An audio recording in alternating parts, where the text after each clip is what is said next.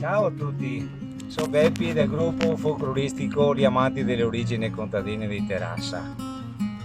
Voglio parlarvi delle crosette che venivano adoperate in questo periodo per ehm, salvaguardare i campi dal maltempo, insomma. E sono fatte da salice selvatico, sono fatte, come vedete.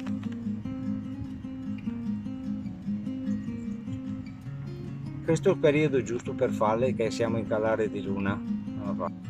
Mio nonno mi ha lasciato questo pezzo di legno dove ci sono le misure per farle. 93, cioè 95 di lunghezza, 15 di larghezza qua e 13 dal punto dove si pianta e si fa e si mette il traversale, diciamo, ecco. Ciao a tutti, al prossimo video.